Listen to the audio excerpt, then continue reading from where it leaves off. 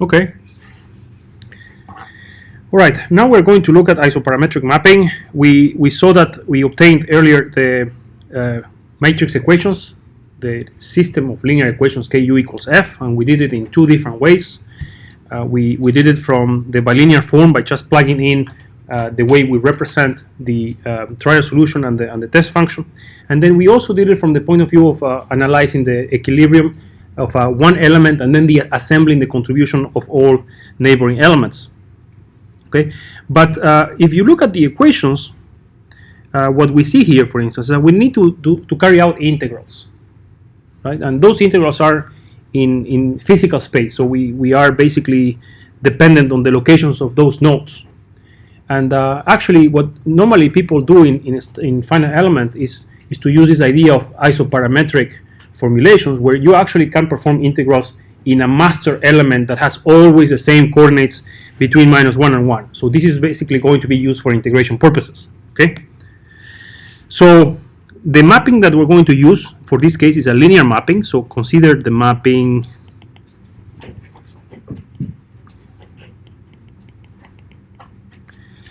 and I'm going to call this Q, and of course it's a function of my C variable, and goes the domain is omega hat to omega. As you can see here, the omega hat is a subset of the reals between -1 and 1, and that is going to be mapping to the physical element xi xj.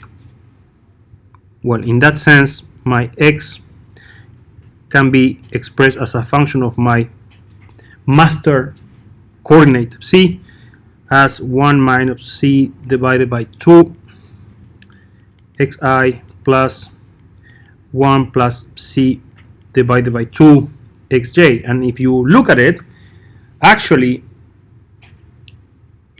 this first function is actually a hat function. It's just written in master space coordinate c.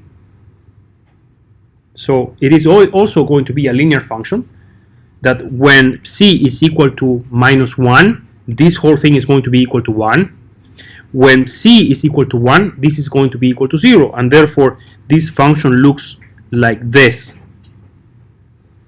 right? Similarly, if I take this one here, when c is equal to 1, this whole thing is going to be equal to 1, and when c is equal to -1, this whole thing is equal to 0, and therefore that function looks like this. So it's the same function that we used previously. It's just that now they are written in terms of a parametric space or master space or master coordinate space. Okay. So we can write this as sum of I equals 1 to 2, and now my phi, which is my shake function, is written in terms of that master coordinate. Yeah. Now, because I am using linear interpolation, and the field that we described earlier, right, to describe the equilibrium, we also use linear polynomials to describe the field. Essentially, this means that we're using an isoparametric formulation. Okay. So, in other words, when the geometry, this is the mapping I use for the geometry, and the field are expressed with the same polynomial interpolation, then what we're using is an isoparametric formulation. Iso, the same. Okay, iso is Latin for the same. Now, of course, an isoparametric formulation is not the only choice. You can have a superparametric or a subparametric formulation. And when I mean by that, a superparametric means that the geometry is using an interpolation that is of higher order than the field. And subparametric is when the geometry is using a interpolation that has lower order than the field, right?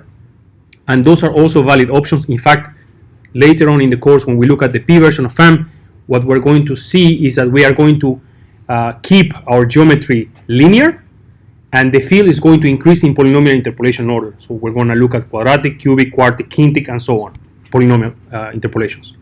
And in that case, because the geometry is basically of a lower order than the field, it's a subparametric formulation. Okay?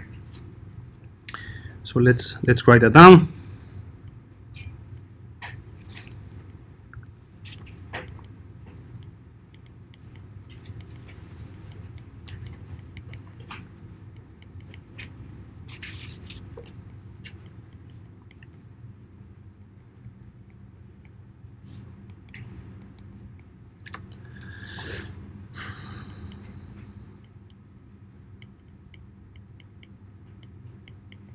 Now, if you try to solve for for C in this equation, so you get the inverse mapping.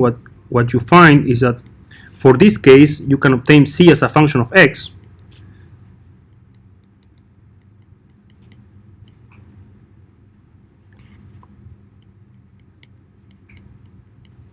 And in the denominator, I have the length of the element. And this inverse mapping, in this case, we can obtain it, but there are finite elements for which it is really not straightforward to obtain the inverse mapping.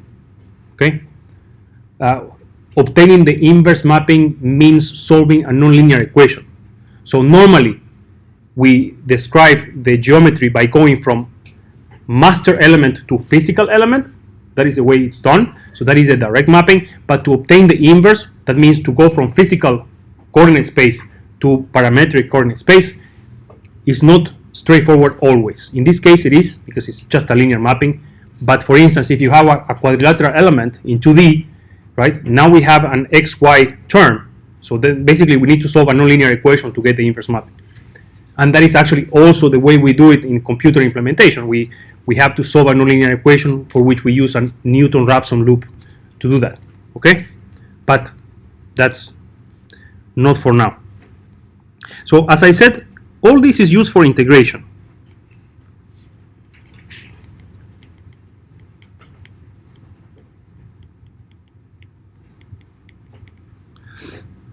So let's see.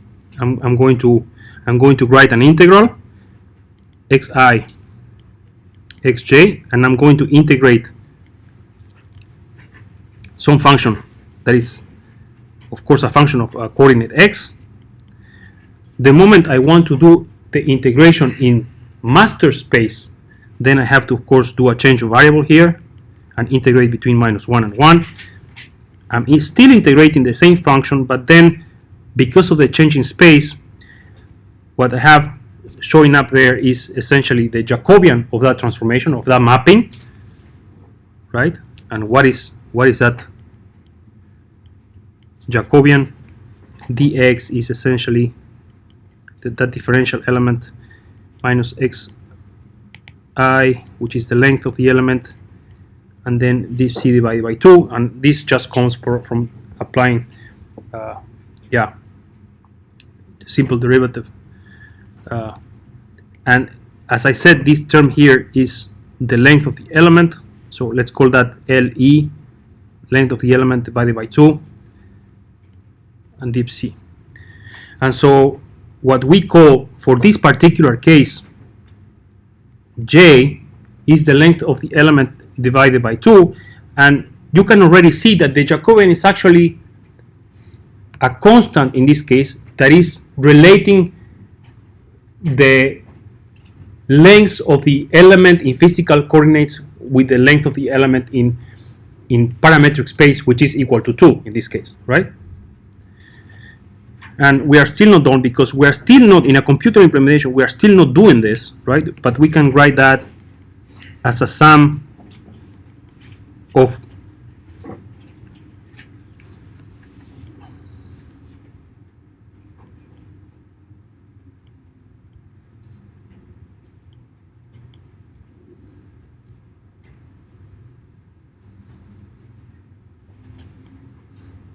where this is essentially here the function evaluated at some particular locations that we call integration points, or quadrature points, or Gauss points.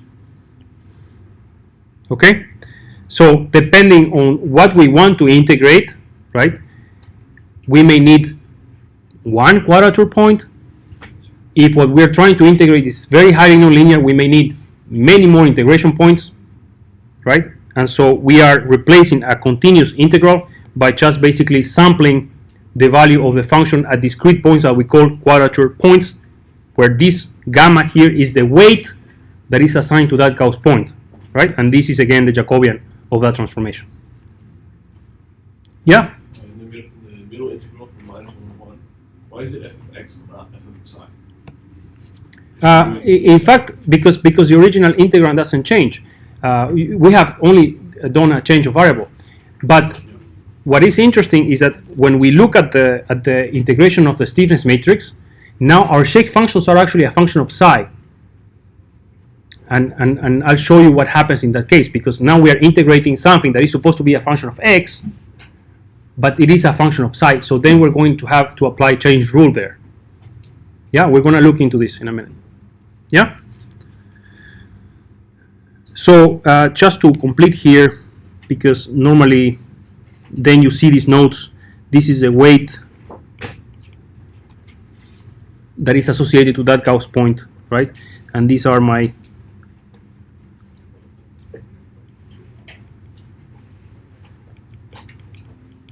quadrature point. And well, let's write this. This is Jacobian.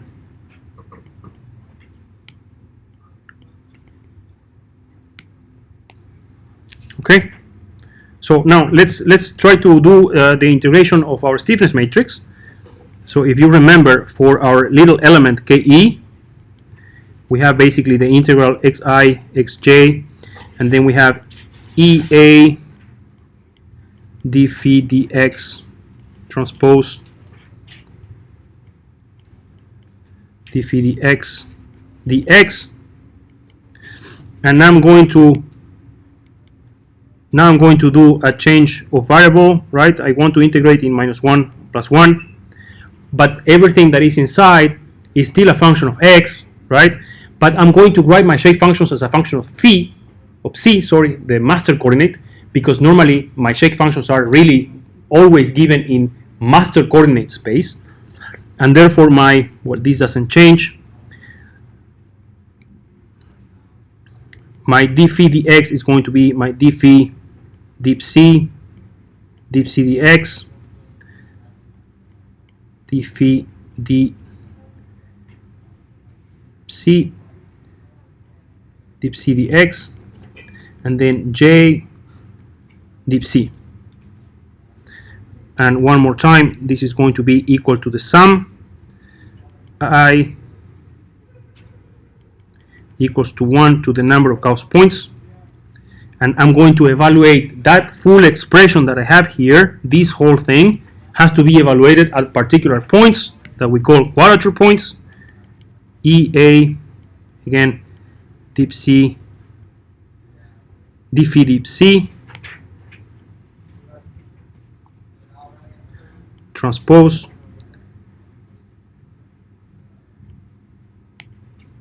d phi deep c, and then 2 divided by Le. And I do this, why I do this? Well, because if you notice, this guy here, deep c dx, is essentially 1 over the Jacobian, and then I have 1 over the Jacobian here, and then 1 over the Jacobian square multiplied by the Jacobian is 1 over the Jacobian, and therefore I have 1 over the Jacobian here, okay? And then, of course, that is evaluated at c sub I, which is the master coordinate of the quadrature point, okay? And then again, I'm multiplying by the weight that is associated with that quadrature point. Yeah.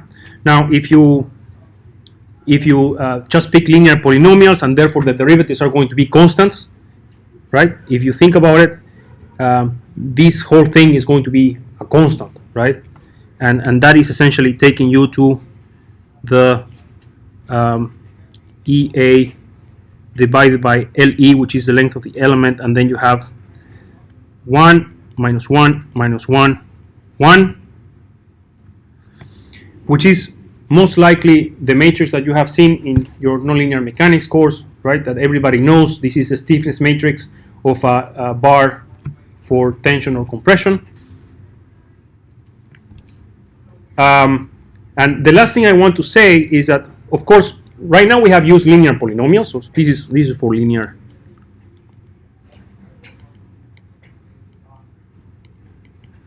But of course, the choice is arbitrary. You can use pretty much anything you want, and this is essentially going to give you the stiffness matrix regardless of the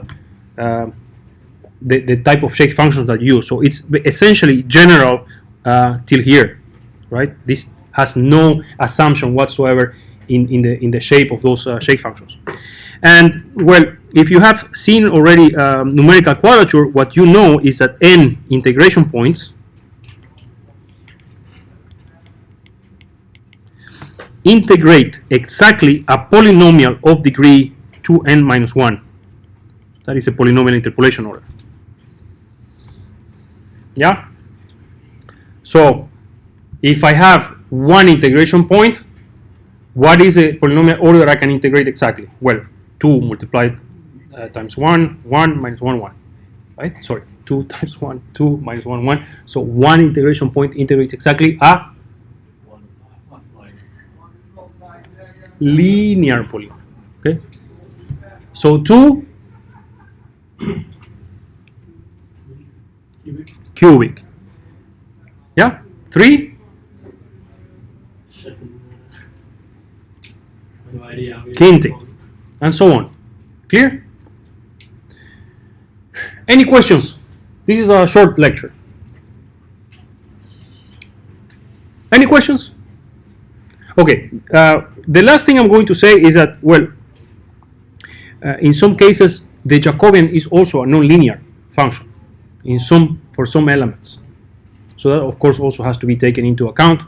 And if you have seen here, we have these terms, right? So we have basically the Jacobian divided by Jacobian squared. So in some cases, depending on the type of element that you use, you start to work with rational functions.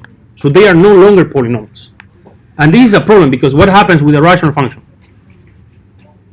So if I tell you that n integration points integrate exactly a polynomial order of 2n minus 1, what happens with a rational function? Well, let's say for now that it's going to be way harder to integrate. Okay? All right, guys. We'll stop here, and we see each other next Tuesday.